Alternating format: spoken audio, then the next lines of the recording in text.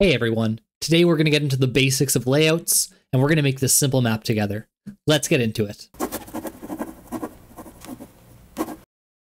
So the first thing we're going to need to start with is just creating a new layout. You head over to the Insert tab, you're going to have your new layout button. Let's click that and let's select the size that we want to use. For me, I want to use a standard letter in a portrait formation, but you could choose any other size and you can also change it later on. Let's click on Letter Portrait.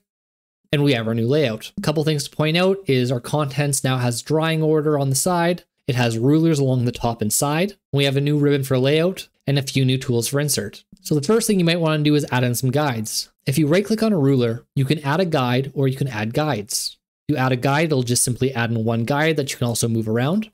You can also right click to remove the guide or remove all the guides. If you add guides, you'll get a pop-up that allows you to put up multiple guides at a time. To do my initial guides, I'll often select both and offset from edge, and then set the margin that I want. So I could set one at 0 inches,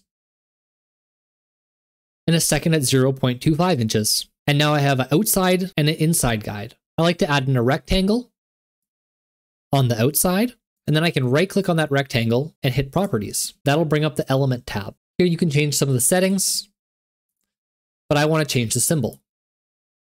I'm going to just make it a fairly dark and a little bit wider line. Now that I have my outer border done, I'm going to lock it so I can't select it anymore. That way I can't accidentally select it later. Next, I might want to add in a title. I'm going to use rectangle text. In the text box properties, you're going to have a couple different tabs here. Under the text, on the left one, you can actually change what's in the text. Let's make the title Head and Bill's Water Drainage Area. That is now the text in there. If I head over to the next little tab, I can add in a border like that. Actually, let's get rid of these guides so we can see it a bit better. And I can set a background color. I actually don't want either of these, so let's remove them. I could also add in a shadow if I wanted. If I go from text to text symbol, I can now change the text appearance. Let's get rid of Tahoma. And actually, if you want to change the default font, you can head to Project, Options, Text and Graphics, and change the default font. I'll use UGothic for now. You can change your font size, your font color, outline colors, text cases, such as if you want it all to be uppercase, and then you can also change the position. I want a center alignment. You have other options that we can get into later. I lied. I don't come back to it later. You can also rotate your text, and you can add in halos, which is very helpful when you're putting text on top of a busy background. Let's lock this text. I'm going to add back in the guides. And then I'm going to move this guide down to where I want the map to start.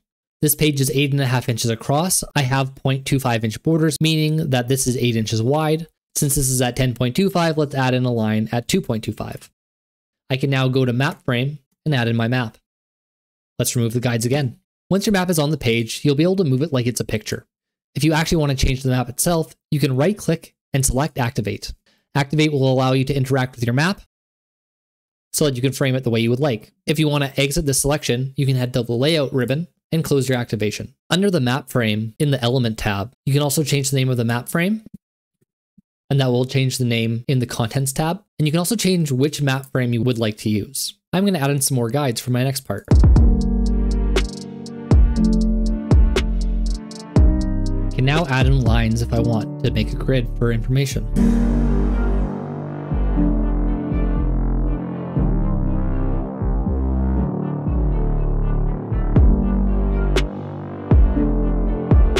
Right, I've added in a bunch of lines, and now what I could do is I could select all of the lines, and now I can change the symbol of all of them at once. Not a big change, but I'm going to make it a little bit later. I can now group all of these lines by selecting them all, right-clicking, and hitting Group. Let's call this Table, and let's lock it. While I'm organizing it, let's change this to Title and this to Border. Now there's a couple quick, easy things that we can add to our map, such as a north arrow. Just click on the tool, and then select the arrow you want.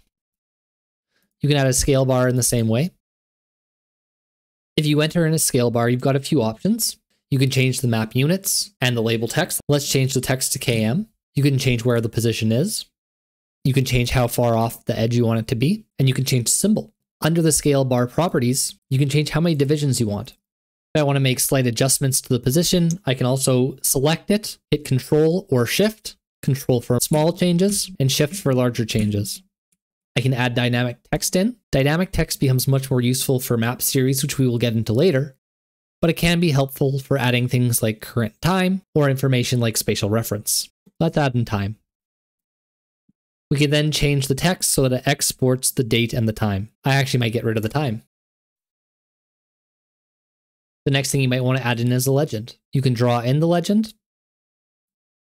All right, so our legend has been added in. And just as a warning, legends are a little bit difficult in ArcGIS Pro, as well as ArcGIS. It can sometimes be better just to make your own out of shapes and text boxes. Now, if you head over to your Contents tab, your legend will have your shape files, and you can toggle on and off the layers to show or not show. If you're on Legend and you go to your Element tab, you can adjust many of the properties. You can change the title if you want. I typically don't show a title. You can change a bunch of properties all at once, such as text symbol, and I'm actually going to do that.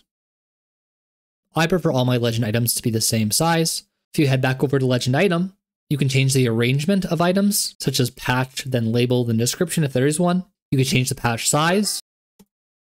Back under your legend, you can go over to legend arrangement options. You can adjust the fitting strategy.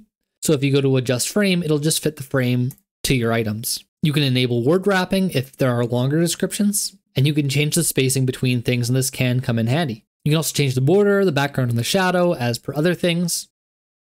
And then we can also move into the actual items under the legend. I'm going to change a couple things under GDA delineation. Now, if we don't like how our items are showing up in the legend, we can head back over to the map. For GDA delineation, I don't want an underscore, I want a space, so I can just get rid of it here, and that'll change it in the legend. Going into symbology, we can change what the labels show as and what the title shows as.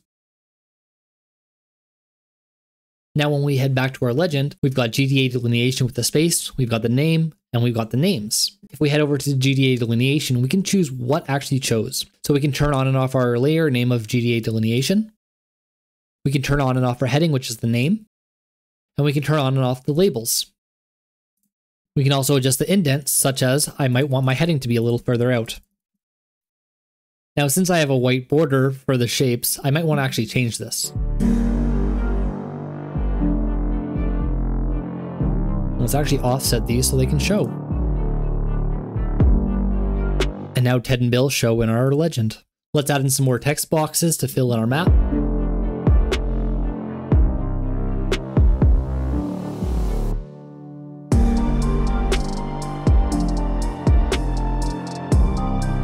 Let's organize our map a little bit more. And let's rename it. Now when we go into our catalog, we head into our layouts, it'll always be here, even if we close it. If we ever want to reopen up that layout, we can open it back up and use it as need be.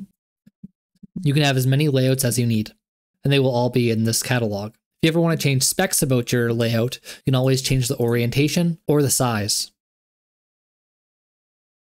You can also add in additional map frames. Just draw them in.